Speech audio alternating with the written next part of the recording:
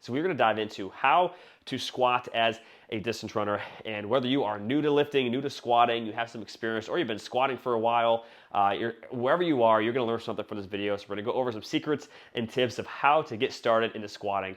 Check it out. So in order to understand how to squat the right way, first thing we need to do is understand, like, why are we squatting in the first place? Now, as runners, like, when you run, it doesn't really make you stronger. It makes you a more efficient distance. It really just makes you a better distance runner.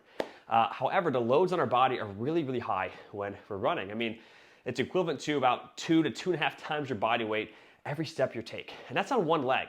So it's not like you're squatting and the weight's equally distributed between your left and your right side. That's right. If I weigh 150, that's 2 to 2.5 times that body weight every step I take on one leg. It's a lot of force going through your body.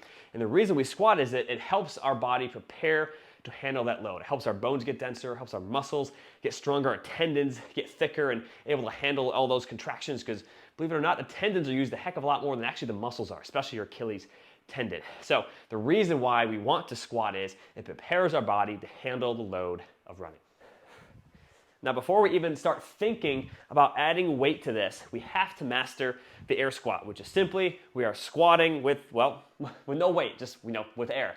Now, a couple things to keep in mind. Before we squat, we actually want to do a hinge. So I like to think, hey, my core is engaged. Place your fingers here. You want to tighten your abdominal muscles, which is think you're pulling your belly button up and in, or tighten underneath your fingers.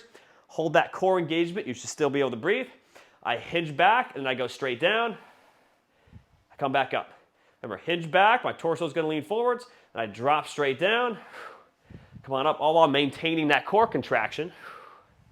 The reason we get that hinge back, it really helps engage our hamstrings and our glutes. And yes, these guys are used. It's not just quads. So you should be feeling the glutes and also your hamstrings when performing these. Now, we want to make sure we're getting used to these air squats, also getting deep into them. I like my runners to at least get to parallel. If you can go below that, that's fantastic. But get comfortable performing these air squats. Now, we don't have to go crazy fast at first as well. I want you to focus getting into these squats. Nice and slow, hold the bottom, slow on the way back up. Slow and controlled is the name of the game when learning movements. You'll build this muscle memory, right? Your brain is, you'll build some strength for sure, but our brain is learning the movement, going slow and controlled.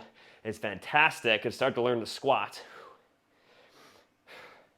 Always remember, hinge first, get down, hold a second.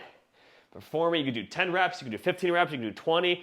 Get used to these squat motions. Now, the great part about, hey, we're not holding weight yet, we're just learning the movement, so you can start to pick up on, man, things might feel a little bit weird. One of those is, if your squat looks like this, if you're squatting down, and all of a sudden you're like, oh man, I'm falling, I'm really hinging too far forwards, your heels or your feet are coming up, you feel like you're falling backwards, that tends to be an indication that your ankles are tight. And I'm gonna link a video in the comments. I can show you how to improve your ankle mobility, but that tends to mean your ankles are tight. As you squat more, that will tend to improve, but you can take a proactive approach and improve your calf and your ankle mobility. And another thing that we might notice is if you squat down and you have some hip stiffness, that might also cause you to fall backwards. We tend not to see the feet doing this, but you might end up falling back, and they might come up as well. But that could also be from some hip tightness. So we tend to find ankle mobility issues and hip tightness issues tend to cause problems with the squat. So when you are performing these air squats, pick up on that. You can record yourself running. Some people naturally squat. They're going to be a little bit more hingy, and that's okay. Some other people can stay a lot more upright. That's all right too. But if you notice yourself really flopping over, or this is, oh my gosh, I'm almost falling backwards, that tends to indicate, hey, your ankles are tight, but maybe, the hips are stiff. Now, once you get more confident with your air squats, you can start to add weight and perform these goblet squats. I love doing goblet squats. It's just simple. It's easy to start to add weight to these. So first choose a weight that, hey, you can do for around 10 to 15 reps, but we want to quickly get to around this 8 to 10 rep mark with goblet squats. So first what I'll do is I'll hold these here right up against my chest. This is called by the horns. You can hold it this way as well. Oop, almost fell back on that one. And notice I'm taking my breath at the top, and I'm exhaling at the top. We're getting heavy with squatting. This whole, you breathe or you inhale on the way down and you exhale on the way out. Like, technically I'm still doing that, but imagine there's water right here close to my neck. I want to inhale very quickly at the top. I'm holding it, and I only exhale when I get closer to the top. This creates a lot of pressure and just stability in our abdomen that stabilizes your back. We don't want to do this whole thing where I'm like, yes, I'm technically following that, inhaling on the way down and exhaling on the way up. But first of all, my core's engaged. Second of all, you don't want to break that too much, because in your bottom position, this has to be really strong and stable. So again, to rehash that, hold it by the horns or by the bell.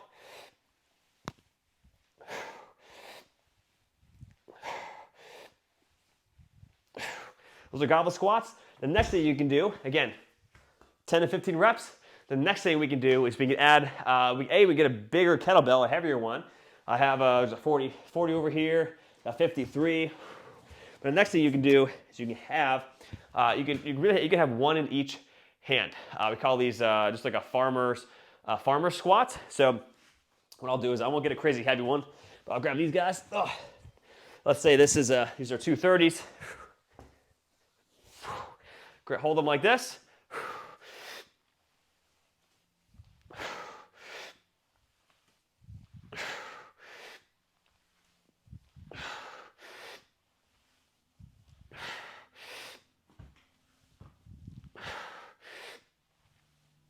So you can have them touch the ground, totally fine. But that is the really the farmer squat, where hey, you can get a little bit heavier. It's hard to hold a lot of weight right here. It makes it a little bit easier. We can have two kettlebells, you get a little bit heavier. And with this, it's a little bit easier to get the rep range we want, which is around this 6 to 8 reps. You should be doing, and once you hit 6 or 8 reps, you're toast. You can't do any more weights. That is really, really important. What we don't want to do is, hey, I'm squatting with this kettlebell and I'm at 15 reps and I can just keep going. We're not truly building intramuscular strength. We're building some muscular endurance, but hey, we get that when we're running. We don't really need that. We need that in the beginning to learn the motion, but we have to be getting heavy enough with this weight. So that's why eventually we'll move on to the barbell, which is going to be next. But start with the goblet, hold it in front of you, keep that core engaged, and then you can move on to holding kettlebells by your side. Once it's just kind of awkward to hold the weight here, move on to holding a kettlebell or a dumbbell in each hand. Now the last one we're going to cover is the barbell back squat. Get underneath the barbell, right? It's going to go right on this natural. We have a natural, this is a natural shelf here. Squeeze your shoulder blades down and back and together. Stand up. I'm still squeezing back here. I'll drive my elbows really up in the air to help create that shelf. Everything's exactly the same. Hips back, drop straight down. Core still engaged. Explode up. Hips back, drop straight down. Really the benefit of the barbell back squat is our ability to add a lot of weight to this. Now, not every runner has to do this. Don't feel pressured to do this. You can get a lot of weight just by holding kettlebells. But if you want to, I mean, we could stack a heck of a lot of weight on here, and it makes it a little bit easier to get these 6 to 8, even 10 kind of rep ranges and feel like you've accomplished it. Feel like man, I can't do any more. I'm really tired here. Here's a couple things to keep in mind when you're barbell back squatting. When you're going down, focus on driving your knees out. Not excessively, but drive them out a little bit.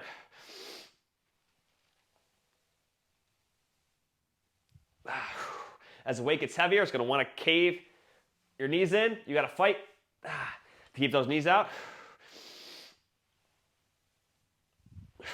From the front, it looks like this. Typically, never do this. Never go this way with the when you're squatting. I'm just going to do it to show you guys. This is my knees caving in.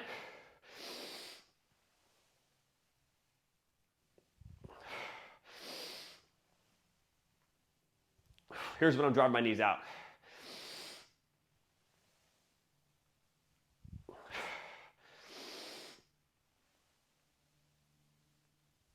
So that is how we can add on squatting, especially kettlebell, dumbbell, and barbell squatting. just do your lifting routine. And if you're new to squatting, start with the air squats, going slow and controlled. If you have a little bit of experience, start with the kettlebells. You can easily graduate to holding a kettlebell in each hand, depending on what you have for weight at home or in the gym. And if you're like, hey, I'm confident with using a barbell, feel free to graduate to the barbell. Eventually, it's just like the kettlebells get so heavy, it's hard. Especially as runners, it's harder to grip them and hold on to them. It's good to build that up. I think it's a great skill to have. But at one point, it might be worth saying, hey, using the barbell, and this is actually high bar back squatting. There's different kinds of back squatting. Just focus on, just get that bar up there, squeeze those shoulder blades back, keep that core engaged. And I'll leave you with this last thing.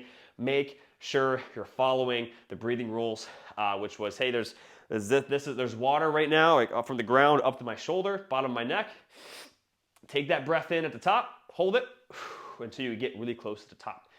We don't want to lose the intra-abdominal pressure, and that can cause a lot of back issues. Lifters have this issue, but I don't want to have runners having even more back issues from lifting versus, hey, when we're running, we have some back issues too that we need to take care of. So I hope you found it beneficial. Catch you guys next time.